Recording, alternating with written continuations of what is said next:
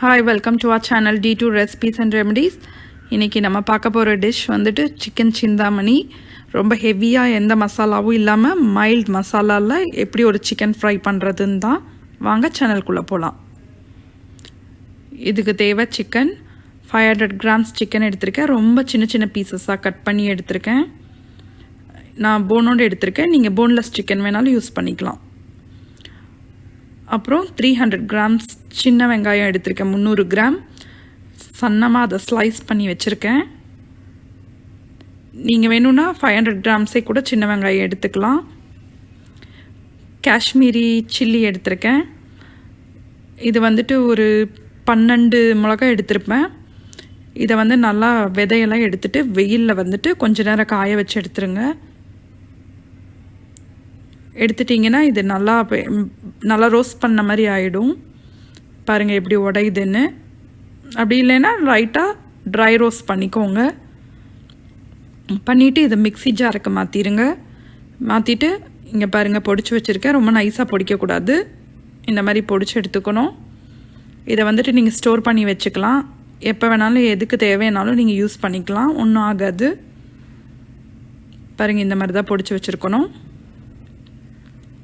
இது கண்டிப்பாக ரொம்ப மஸ்ட் இந்த டிஷ்ஷுக்கு. அப்புறம் மஞ்சள் தூள் 2 டீஸ்பூன் எடுத்துருக்கேன். இப்போ ஒரு கடாய் வச்சுட்டேன். கொஞ்சம் ஆயில் விடுறேன். ஆயில் நல்லா சூடாகட்டும்.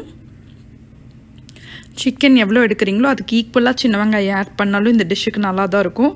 ஆனால் நான் 500 grams சிக்கனுக்கு 300 grams சின்ன வெங்காயம் மட்டும்தான் ஆட் பண்ணியிருக்கேன். இப்போ நல்லா வதக்கிடுங்க. ஏதோ சின்ன வெங்காயம் நல்லா வதங்கிருச்சு. இந்த மாதிரி கோல்டன் ப்ரௌன் கலர் வந்துடணும். வந்த உடனே இந்த சிக்கனை ஆட் பண்ணிடுங்க. போனோட இருந்தாலும் சரி இல்லை போன்லெஸ் சிக்கனாக இருந்தாலும் சரி ஒன்றும் ப்ராப்ளம் இல்லை. ஆனால் ரொம்ப சின்ன சின்ன பீசஸாக கட் பண்ணிடணும். இப்போ டர்மரிக் மஞ்சத்தூளை ஆட் பண்ணிடுங்க. நல்லா இப்போ இதை மிக்ஸ் பண்ணி விடுங்க. கொஞ்ச நேரம் இந்த சிக்கன் நல்லா வதங்கட்டும். இதோ சிக்கன் கொஞ்சம் வதங்கிருச்சு. சால்ட் தேவையான அளவு ஆட் பண்ணிக்கோங்க.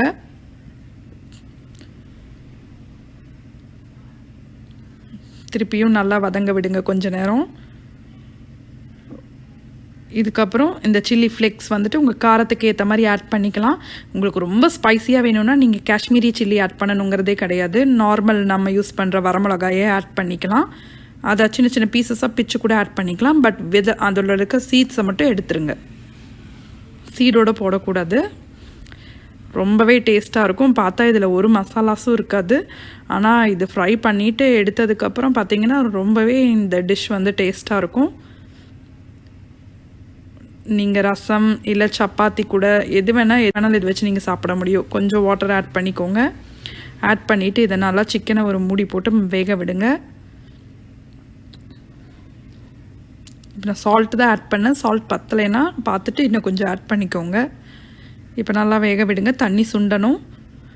இதை பாருங்கள் தண்ணி சுண்டிருச்சு. தண்ணி சுண்டுனதுக்கப்புறம் பார்த்தீங்கன்னா லோ ஃப்ளேமில் வச்சுருங்க. வச்சுட்டு இந்த சிக்கனை வந்துட்டு ஒரு 5 மினிட்ஸ்க்கு மேலேயே வந்துட்டு அப்படியே அந்த லோ ஃப்ளேம்லேயே விடணும். அப்போ தான் இந்த காரம் உப்பெல்லாம் அந்த சிக்கனுக்குள்ளே நல்லாவே சாந்துரும். பாருங்கள் இப்போ நல்லா சிக்கன் ரெடி ஆகிடுச்சு. இதை ஒரு சர்விங் பிளேட்டுக்கு மாற்றிடுங்க. கண்டிப்பாக ட்ரை பண்ணி பார்த்துட்டு கமெண்ட் பாக்ஸில் கமெண்ட் பண்ணுங்கள். இந்த வீடியோ உங்களுக்கு பிடிச்சிருந்தால் லைக் பண்ணுங்கள், ஷேர் பண்ணுங்கள், சப்ஸ்கிரைப் பண்ணுங்கள்.